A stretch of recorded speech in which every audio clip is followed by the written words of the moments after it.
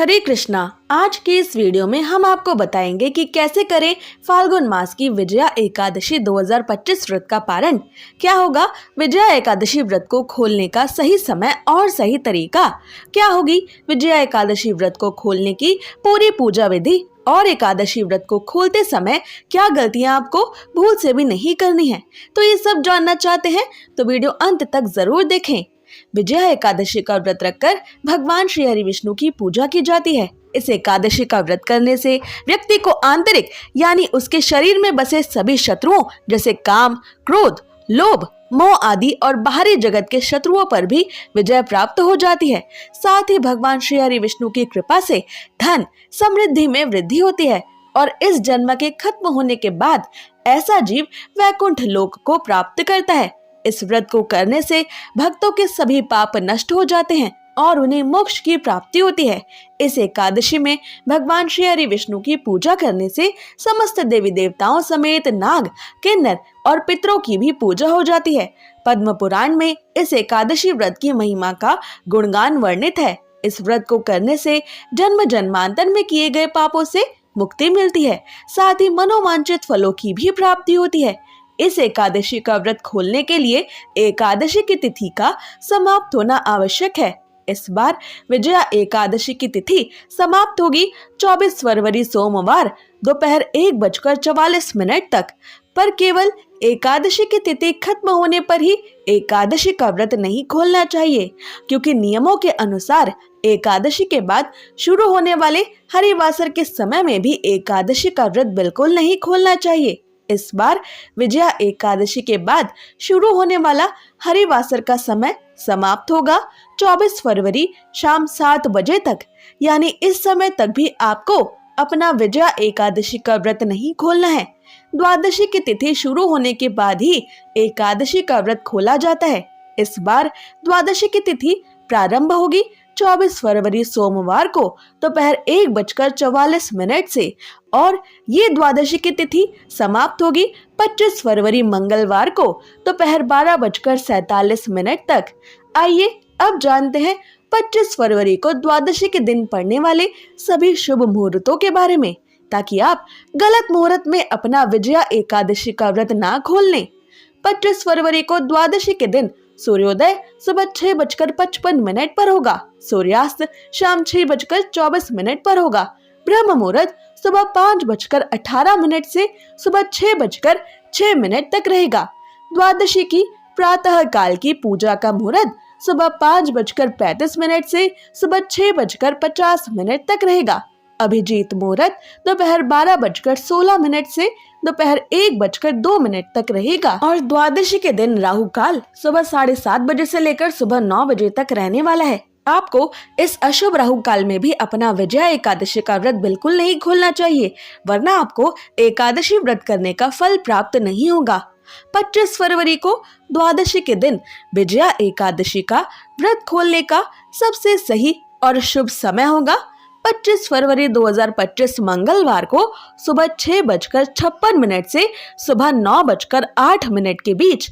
आपको लगभग इसी 2 घंटे के शुभ मुहूर्त में अपना विजया एकादशी का व्रत खोलना है, तभी आपको विजया एकादशी व्रत करने का संपूर्ण फल प्राप्त होगा। आइए अब जानते हैं विजया एकादशी व्रत को खोलने की यानी विजया एकादशी व्रत का द्वादशी के दिन पारण करने की संपूर्ण पूजा विधि। एकादशी व्रत का पारण करने से पहले ये ध्यान रखें कि मुहूर्त के हिसाब से द्वादशी तिथि शुरू हो चुकी हो। अगर द्वादशी तिथि सूर्योदय से पहले ही समाप्त हो गई हो तो एकादशी व्रत का पारण सूर्योदय के बाद करें।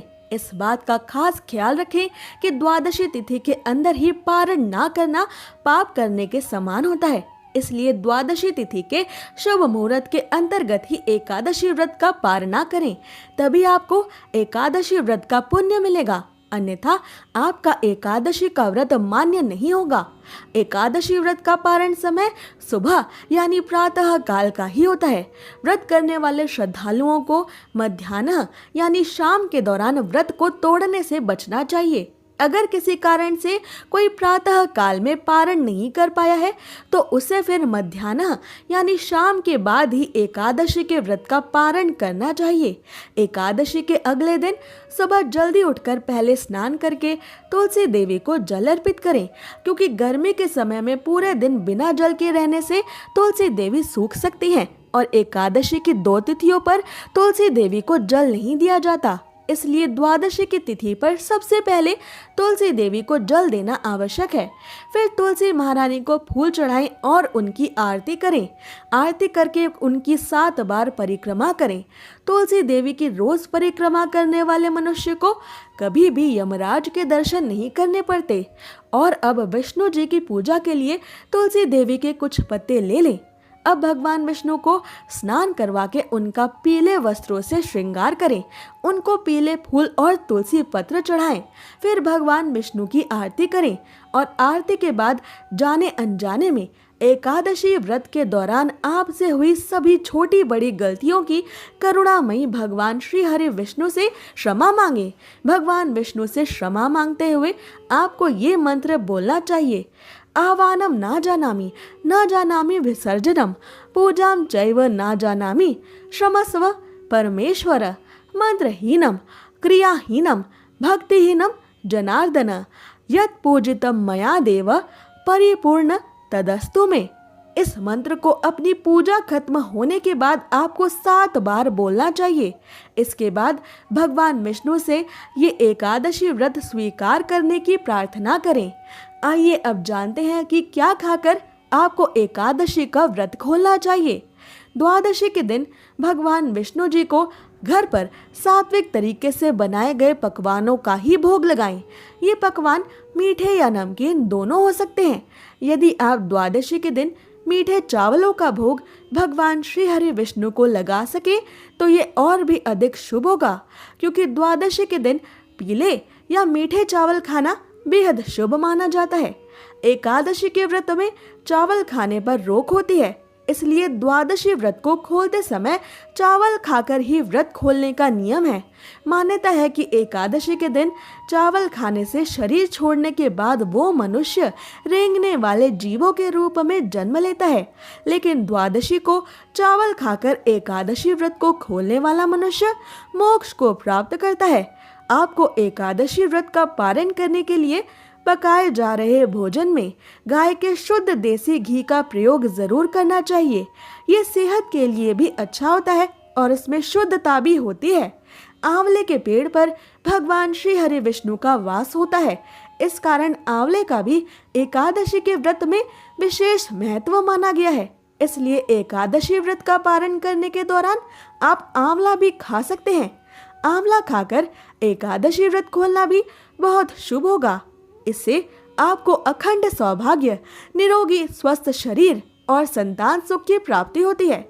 आप द्वादशी के दिन एकादशी व्रत खोलने के लिए जो भी सात्विक भोजन बनाएं, उसी भोग और भगवान श्री हरि विष्णु को चढ़ाई गई तुलसी की पत्ती को पानी के साथ लेकर ही अपना व्रत खोलें। पर ये ध्यान रखें कि एकादशी व्रत का पारण किसी मीठी चीज से भी किया जा सकता है।